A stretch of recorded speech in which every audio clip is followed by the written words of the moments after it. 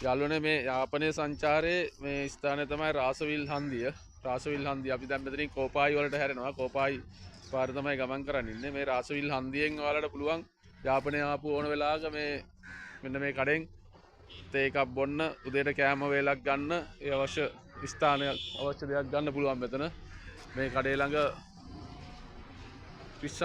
කිසාන් කැපේ එකෙන් ඔබට ඔබේ උදේ ආහාර වේල ගන්න මොනවා අවශ්‍ය දෙයක් තියෙනවා නම් ගන්න පුළුවන් මෙතන. මෙතන 51 ඉන්ෆැන්ට්‍රි ඩිවිෂන් එකට යන මාර්ගයේ අපි 51 ඉන්ෆැන්ට්‍රි ඩිවිෂන් එකට තමයි දැන් පිටත් වෙන්නේ. අපි උදේ ආහාර ගන්න එතෙන්ට යනවා.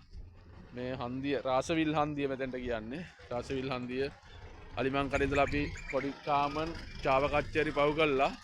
රාසවිල් හන්දියට ඇවිල්ලා තියෙන්නේ. අපි රාසවිල් හන්දියෙන් වමට කෝපායි මේ පාරේ ගිහිල්ලා කෝපායි වල 51 ඩිව් එකේ නැවතිලා එතනින් උදේ ආහාරය අරගෙන ඊට පස්සේ අපි ඒ අවශ්‍ය කටයුතු කරගෙන නැවත අපි නාගදීපේ බලා යන්න පිටත් වෙනවා. මේ හන්දිය මතක තියාගන්න ඔයාලට මෙතන හන්දියෙන් උදේ ආහාර වේල ගන්න ඒ අවශ්‍ය කටයුතු කරගන්න පුළුවන්. මේක තමයි රාසවිල් ජංක්ෂන් කියන්නේ මෙතෙන්ට.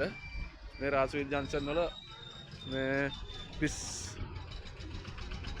කිසාන් කැපේ වලින් ඔබට උදේ ආහාර වේල ගන්න අවශ්‍ය කටයුතු කරගන්න පුළුවන්. හරි අපි ඉදිරියේ යාපන සංචාරයේ ඉදිරි කොටස් වලින් හමු වෙමු. එහෙනම් සුබ දවසක්.